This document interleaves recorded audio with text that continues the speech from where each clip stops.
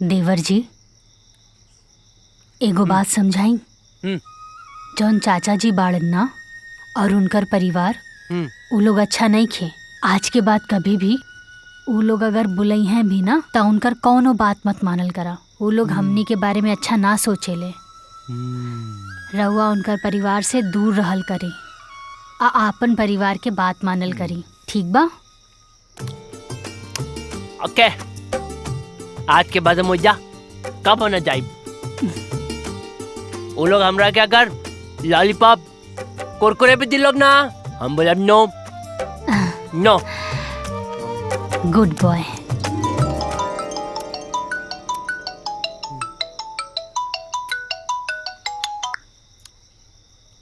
हाँ सिद्धि बोला। दीदी हम सुननिया कि तोहार ससुरारी में पट्टीदारन से झगड़ा हो गइल बा। अरे ना ना, ऐसन कोनो बात नहीं खे। पट्टीदारन में तो छोट मोट झगड़ा होते रहेला। देखा दीदी, ज्यादा टेंशन होगी तो हमके बतावा, हम अभी के अभी आ जाए और दोनों बहन मिलकर उन लोगन के सुधार दिया जाए। अरे चुप करा, जब देखा तब खाली लड़ाई झगड़ा के बात करेलू। तू तो जानते बाड़ू ना कि हमार देवर जी के मंद बुद्धि के सब केहू फायदा उठावेला। का सही बा का गलत बा इनकरा के कुछ समझ में ना आवेला। अरे सिद्धि, तू ता डॉक्टरी करत आरू ना, ता हमार देवर जी इलाज से ठीक हो जाई है ना? इनकर दवाई भी चलता। देखा दीदी, एगो काम करा कि तू अपन देवर के ना हमके मेडिकल रिपोर्ट और दवाई के प्रिस्क्रिप्शन लेटर सब भेज दा।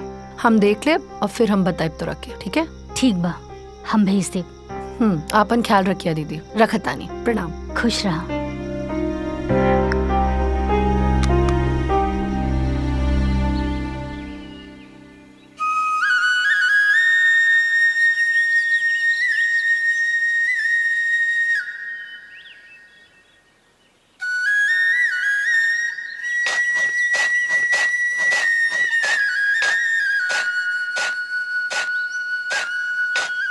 जाना तारू का जी? खेतवा में दीमक से तो पूछा छूट गइल। ई मोथा घास जाम गइल बा। अब मोथा घास के कौन दवा ले हम? बाबूजी 10 ग्राम के सल्फरा के पैकेट मंगा ली। आज 100 लीटर पानी में घोल बना के छिड़कवा दी। ई कुल लोथा ना जरी जाई। अरे दुल्हन, तोहरा की दवाई के नाम कैसे पता? अम्मा जी, हम किसान की बेटी हैं और थोड़ा बहुत खेती बाड़ी हमरा के भी आवेला। हमनी के भाग जाग गई। सर्वगुण संपन्न बिया हमार बहू। देखा तारा लोग, बूढ़ पुरानिया सही कहले हमन। माटी के तू पसीना द, माटी तरह के सोना देही।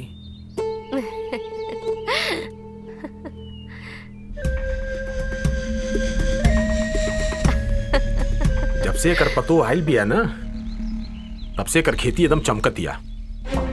ससुरी पतो ही है कि कृषि मंत्री यार, धान और गन्ना कोई रार भी करत आना सा। आलू गोभी मरचा टमाटर सब। हमारे घरे 3 गो पतोई बाड़ी सा। घर से बाहर निकलने में लाज लागेला। और लोग तो घर से हंसुआ कुदार लेके आवेला और ये लोग सिगरेट शराब लेके आयल बा लोग। का बरबरात है रे? ना ना, कुछ हो ना कहता नहीं। अम्मा जी, आज कोहड़ा की तरकारी अब पूड़ी बन जाई। अच्छा ठीक है, बना ला। ए ओमकार। हाँ भाई। ए कोहरा में चीरा लगा दा बबुआ। हाँ जा। अरे अन्नस कैले बड़ा बंद करा ना। अरे बंद कर देनी। रोज एक एक खबर पेपर पढ़ता नहीं बबुआ। तू खेल खेल खेल। अरे हम अपन राशिफल देख ली। अरे बाबूजी, किस्मत पर ना मेहनत पर भरोसा रखी। बीच में टोकले बिना ना मनबा, तनी चुप ना रह। ए देवकी, सुनो तारू हमारा राशिफल में का लिखल बा? आज हमरा खुश खबरी सुने के मिली। अरे राशि फलूल कुछ ना होला, ठीक बा? और पेपर में रोज झूठ कुल छपेला। अरे तारा के समझाई।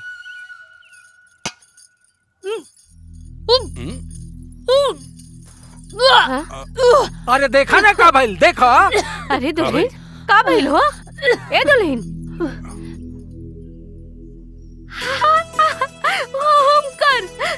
ए जी, रउआ के राशि फल एकदम आज सही बतावता। का घर में खुशखबरी आवे वाला बा। अरे रउआ दादा बनने वाला बानी जी, दादा। और हम दादी। देखा हमार बात सही भइल ली हैं? दादा बन गई दादा। अरे बबुआ तू चाचा चाचा चाचा दादा बन गई। दादा बनू। हमार बिशंबरवा से पहले एकर वंश आगे बढ़ गई। पता ना हमार बिशंबरवा के परिवार पर केकर नजर लग गई।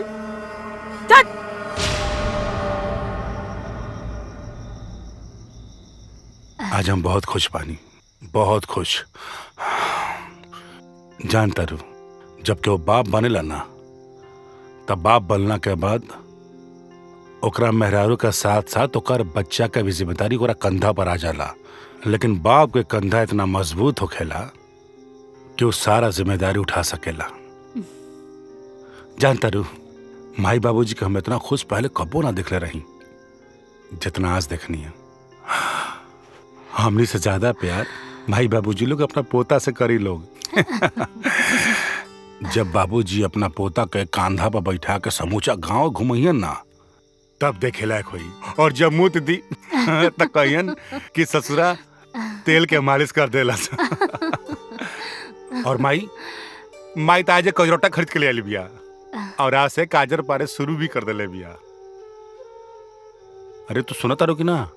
हाँ सुनता नहीं ना।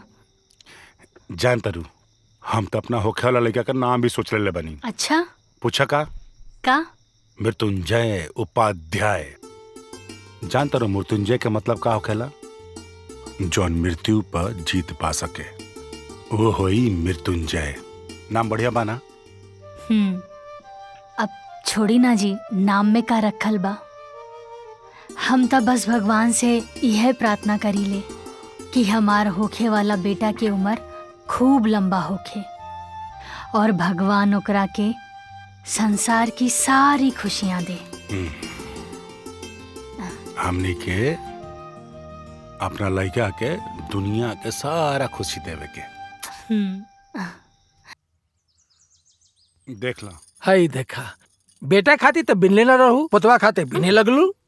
माई हाँ? सब मेहमान उनका नाम लिख दिले बनी। भागलपुर वाली मौसी, सातवार वाली चाची और स्वारा वाली मालती चाची के भी नाम लिख दिले बनी। अच्छा का रे बुआ, बड़का मामा मामी, छोटका मामा मामी, ये सब के नाम नहीं लिख ले का? अरे मामा मामी के नाम ना भूलिए नहीं, वाला ही लिख दिले बनी। देखा दे, देख ला। ए भैया, हाँ गदभराई में गांव के कुछ लोगन के नाम बोले बका। देखा है लोग कहेला हमार बेटा बुद्धू बा, कितना बड़ बात बोललस है। शाबाश शाबाश बेटा।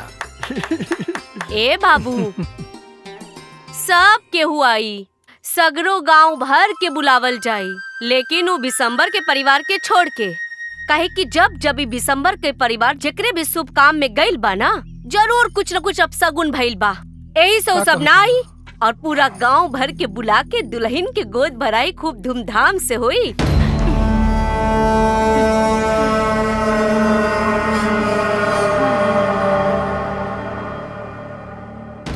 पूरा गांव के न्योता देला सा गोद भराई के, बस हमने के छोड़ के। अरे हमरा से तो झगड़ा ना भइल रहे ना, झगड़ा तो तू लोग से भइल रहे। हम तो बल्कि बीच बचाव कराए गेल रहनी। तू लोग के साथे साथे हमरो के पटीदार बना देलस। ठीक बा, हमहू पटीदारी निभाई कि अपन अपमान के बदला हम जरूर ले। जौना वंश खातिर दीन दयाल हमार अपमान कैले बना, वो वंश के तो एक दिन हम मिटा के रहब। दीन दयाल जानत नहीं खे, हम नगीना ना, नागिन है नागिन।